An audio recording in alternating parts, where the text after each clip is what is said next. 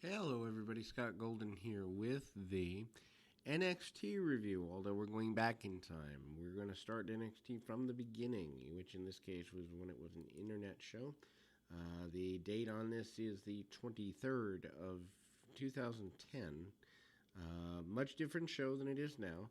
Basically, the developmental talents were all highlighted, and also it was, I believe, with a whole bunch. And I mean, to be fair, this is a much different concept. The idea is there are 8 rookies, which actually are just developmental talents to the program at the time, and 8 pros, which are people on the main roster. And they are basically in a training scenario. I don't really understand where the concept came from, and I did not watch most of this first run through, or I watched some of it, but not all, not episodically. So figured it would be fun. Plus, I want to get the whole NXT library up for folks that are interested in the 10 plus year run of NXT in the 2 incarnations that exist. And so doing that is there. Basically, the idea is we open with all of the pros all of the rookies in one place. The Miz runs, who at this point in WWE lore was in fact a rookie by their standards. They lored him as having 10 years of independent experience. The Miz is his pro. Miz basically makes fun of him, tells him to go to the ring. He needs to have charisma. Daniel Bryan comes in and quite honestly has very little charisma. Says he just is glad for the opportunity. Says he is looking for. I'm not exactly thrilled about having the Miz as a pro. Miz comes out, cuts him off in the middle, and basically says he will snap or tap. That is, the Miz will do this, and the fans are behind Daniel Bryan because at this time, NXT was kind of seen as the internet darling show to a degree. That would only increase, and I mean, getting several months out of this or years out of him being an internet darling, finally making it to WWE is a pretty big deal at the time. In any event, that is the first segment. Matt Stryker, who is the, I guess, announcer slash correspondent for the show, basically says that Daniel Bryan, who will be stepping up to face off against none other than Chris Jericho, who was the champion at the time. And don't ask me who with, because I have no idea, is there. And so Carlito comes out with his pro, Michael Tarver. Michael Tarver, who ends up becoming an announcer, who was dating Jennifer Hudson, I believe, at the time. Tarver says he wants, Carlito says he wants to try and make Tarver cool. Tarver does have some real fight slash boxing experience. They do a personality profile, which I wish they would do with current guys now. Just kind of showing Tarver wearing GQ clothing and being a celebrity or being dating a celebrity and kind of traveling with one. Carlito kind of says he's going to mentor everybody here or that run. Christian has his pro. His pro is Heath Slater. Heath Slater, of course, with WWE for a whole bunch of years. Post this and actually has really good they're doing kind of the rock star thing with him even here, kind of talking about spending his whole life wanting to be a wrestler in his promo. They show a couple of things from the Florida Championship Wrestling territory before this program starts, which I don't know. I think Florida is actually still a thing at this point. I've never seen a great deal of the Florida Championship Wrestling territory at the time, but this comes forward as a tag match here. So Christian and Heath versus Carlito and Tarver. Heath with a quick go behind right in the beginning and get some good babyface heat on him. And what I like about Heath Slater, he legitimately looks happy to be there. Carlito cuts the ring off. Tarver comes in, gets a few shots in, and then the rookies kind of take the next few minutes of spotlight.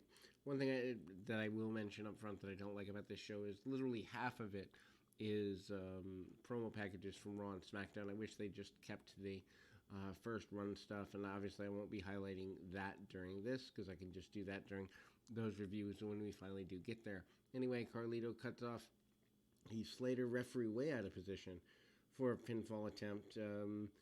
Carlito comes back in and tries to chinlock his opponent, and then we go to Tarver coming back in and doing the same. Lots of basic holds, much different time, and to think that this is only, 11 years ago, and they were allowing guys to actually tell stories in the ring. It just shows me how much things have changed even in the last decade as far as wrestling is concerned. I did not know that looking back 10 years would make me excited, but it does. Comparatively, the last 5 to 6 years of WWE have been abysmally bad. Anyway, Christian comes back in, missile drop kick on Carlito from the second rope on the inside. Christian does the goofy clap, clap, clap thing, goes for the unprettier, doesn't get all he wants out of that. Carlito up and over on the back, tries to go for a springboard, falls into the unprettier, and eventually wrestles out of it a second time. Heath Slater getting back up to his feet on the inside, and then we see a roll up and a 3 count on or a 2.5 count actually. Almost looked like a 3 on the run through there. And Tarver comes in, very basic, very simple, and ultimately back elbow by Christian. Christian manages to get everything he possibly can here and does not, disappoint. Leaping back elbow from the top rope on the inside. Doesn't get all he wants, but hits the unprettier on Tarver and gets a victory for his tandem. Then we move to a promo. CM Punk with his pro Darren Young basically says that he's embarrassed by such a pro. There's highlights of R-Truth with his pro as well, and then we go into a few minutes of promo packages before finally settling on Darren Young coming out with CM Punk, Luke Gallows, and Serena Deeb, the Straight Edge Society. Punk being a pro in this situation, Punk basically says in a promo he doesn't really understand why he's out here. He doesn't understand why he's a pro, why he's given this opportunity. He already has people that he mentors and cares about. Darren Young, who was with WWE for quite a bit, Young basically portrays himself in a way that's rather flamboyant and such, and that is there. In any event, I'm going to grab my phone, but we'll be back in 2 shakes of a lamb's tail and ultimately finish up this review. Hope you're enjoying the series. From a perspective that I actually believe it would be good if they had a similar show to this with talents that weren't on the NXT brand even now, with talents who really just need to get in front of a camera but aren't very good. And I think there is a forgiving nature to the talent as a whole there. And I mean, ultimately coming out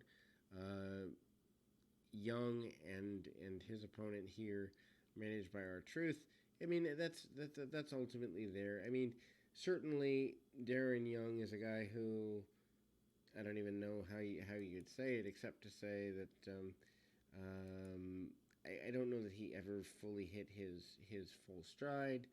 I don't necessarily know that that's there, but I mean, there's shots along the way here, and then you see Tarver kind of making his go of it,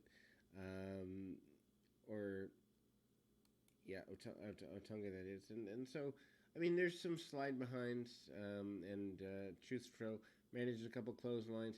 A little bit of goofiness behind the, we're going to pose, we're going to do that. And a very interesting, I guess, modified leaping chokeslam type maneuver and a win for Truth Pro pretty quickly and efficiently. And then we go into like 5-7 minutes of hype for the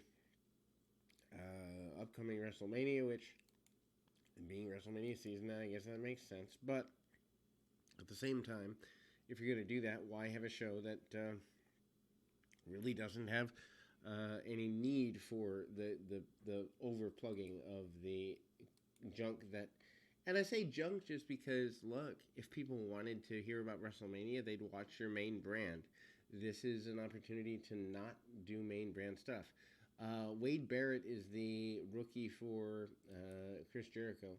Jericho, of course, facing off against Daniel Bryan. I think they were trying to get Daniel Bryan to have some sympathy early within the show, and also within his WWE run. I mean, I just really believe that. They did a promo package in the weeks to come, and they showed these promo packages, which are 2 or 3 minutes in length, several times. And Daniel Bryan is basically portrayed as a guy who wants a simple life. All he ever wanted to do was wrestle, and that's there. Jericho shoves them, and I mean, they give them, what, about 6 or 7 minutes here. Kickoff, and Jericho takes him down. Jericho obviously has the experience advantage. Wade Barrett on the outside cheering on Jericho. To me, that means that they were seeing something in Barrett as well to pair him with one of the world champions at the time, I think Raw world champion at the time. Jericho manages to get a couple of near falls on Daniel Bryan, smacks him around. Jericho heel at this point. Amazing to me that Jericho, I look back at 10 years ago with Jericho and am really impressed with him. I'm not so impressed with him now in AEW, but that's, he's over 50, and they go for a dragon screw leg whip, and it gets botched almost into like a knee bar type maneuver.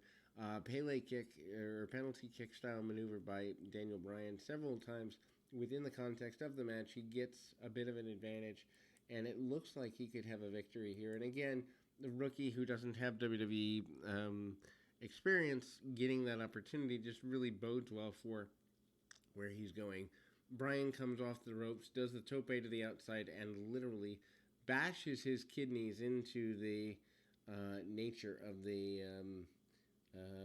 table, as it were, and ultimately is there pretty aggressively, pretty quickly, and they even do a quick replay of it.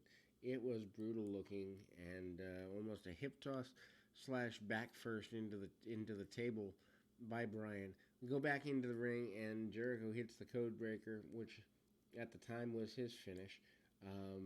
And of course, this leads to Daniel Bryan losing, which then brings the Miz out. Miz manages to beat up Bryan for losing, and basically says he's a disgrace, and goes at him pretty aggressively there. The highlight before they leave the air, though, is in fact that he had Jericho all set. Daniel Bryan actually taps out to the walls of Jericho, and that's that. Then they highlight in the back several of the talents, all kind of talking about what's coming next week in the competition. They show, I think, almost all 8 of the NXT talents for the season, and that is that. We'll be back with more of these. Eventually, going to have all 500 or so episodes of NXT up, because I really want to be kind of complete with series. We're not going to go back to All American Wrestling or All Star Wrestling or any of that. Just means trying to get more comprehensive here. And until next time, keep your feet on the ground, your mind in the moment. Until next time, everybody.